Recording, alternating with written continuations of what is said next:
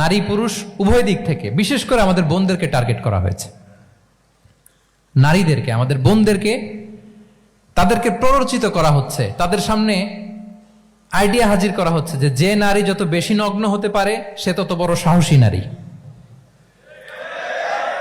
বলেন, আমাদের সমাজে পত্রপত্রিকা আপনারা দেখেন না এটা? যে নারী নিজেকে যত এক্সপোজ করবে সে তত বড় কি সাহসী নারী, এই তকমা তাকে দেয়া হচ্ছে। এটা টোটাল কমপ্লিট শয়তানের একটা মিশন।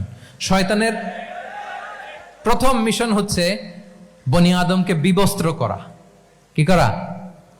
আল্লাহ তাআলা আদম আলাইহিস সালাম, হাওয়া আলাইহিস সালামকে বলেছিলেন যে নিষিদ্ধ গাছ যেও না, খেও না। শয়তানের প্ররোচনায় খেয়ে ফেলেছিলেন, সাথে সাথে জান্নাতের পোশাক খুলে পড়েছে। তার মানে শয়তানের প্রথম মিশন হচ্ছে মানুষকে কি করা? নগ্ন করা। মানুষকে কি করা?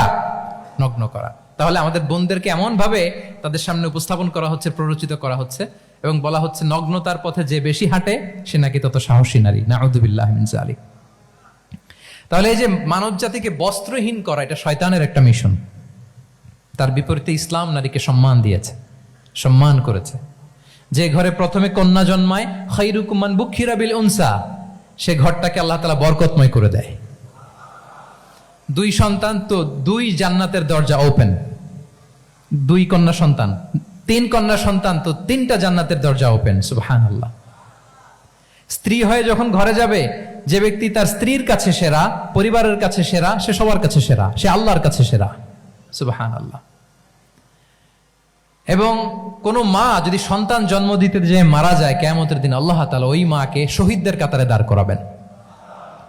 আর যদি সেফলি সন্তান ভূমিষ্ঠ হয়, আল্লাহ বলে মায়ের পায়ের নিচে ওই সন্তানের বেহেশত। সুবহানাল্লাহ। কিভাবে নারীর স্টেটাস, মর্যাদাকে ইসলাম বাড়িয়েছে। এবং এই যে ইসলাম যে নারীকে যে ভিআইপি হিসেবে কনসিডার করে, হ্যাঁ, ইসলামের দেয়া নারীর ড্রেস কোড নিয়ে আমাদের অনেকের কত কথা, কত ক্রিটিক। এটা কেন করে? কারণ Islam consider women as a queen. ইসলাম তো নারীকে রানী হিসেবে কনসিডার করে। কি হিসেবে বলেন? আচ্ছা বলেন, যে কুইন হবে, যে রানী হবে, তার একটা স্পেশাল ড্রেস কোড থাকবে না? তার একটা স্পেশাল প্রোটোকল থাকবে না? রানীর সাথে কি যা মনে চায় তা করা যায়, দেখা করা যায়, তার কাছে যাওয়া যায়? আল্লাহু আকবার। কারণ ইসলাম চায় নারীদের জন্য পৃথিবীটা নিরাপদ হোক।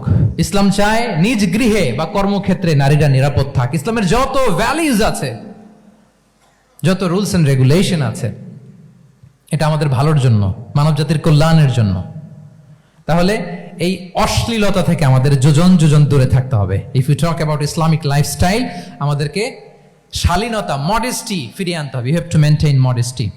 আমি যদি আরো ডিপে যাই, দেখেন এই যে প্রত্যেকের হাতে এক একটা করে পর্ন হাব হয়ে গেছে। এখন হয়েছে না? পর্নোগ্রাফির সয়লাভ, বিকৃত যৌনাচারের সয়লাভ।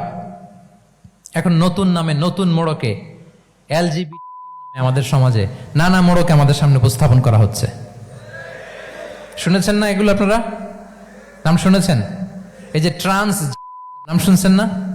নিজের দেহ কাটাকাটি করে দিব্যি পুরুষ, 4 সন্তানের বাবা, এখন হঠাৎ করে বলে যে আমি মনে মনে নারী, তো সোসাইটি যেন আমাকে নারী স্বীকৃতি দেয়।